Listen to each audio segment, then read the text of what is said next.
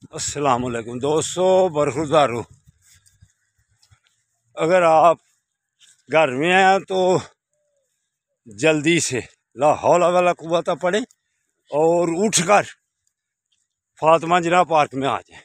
देख लो, हम इधर सिटी हाउसिंग में साइकिलिंग की है, फिर जॉगिंग की है। अब अशरफ नाज साहब के साथ। अस्सलाम वालेकुम व रहमतुल्लाहि व बरकातुहू। ये हमारे फातिमा जिन्ना पार्क में के भी साथी हैं अल्हम्दुलिल्लाह। तो सेहत देख रहे माशाल्लाह।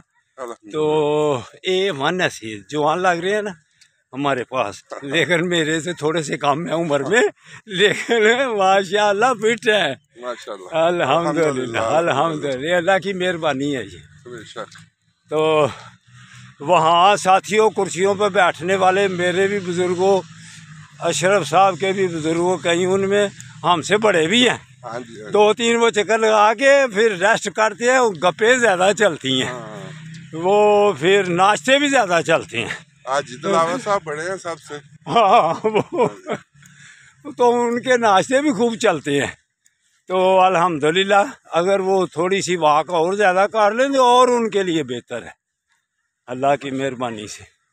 तो हम अब पुराने साथियों के साथ इधर नई जगह पे अल्हम्दुलिल्लाह हाँ वाक कर रहे हैं, एंजॉय कर रहे हैं। हाँ, जिंदाबाद।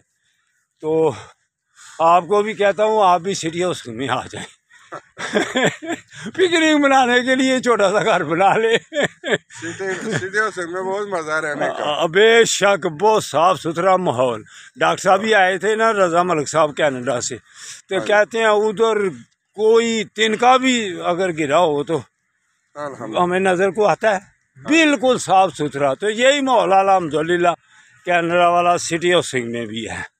जिंदगी जीने के लिए बेहतर है, बहुत अच्छा है। हाँ, सांस अच्छी आती है इधर। हाँ, जिंदाबाद माशाल्लाह। आओ मिलके इधर इसको वॉक करते हैं, मिलके बैठते हैं। हाँ, जिंदाबाद। चाय नाश्ता करते हैं, जिंदाबाद। सबको मेरी तरफ से दावत है, आप आए। बिस्मिल्लाह।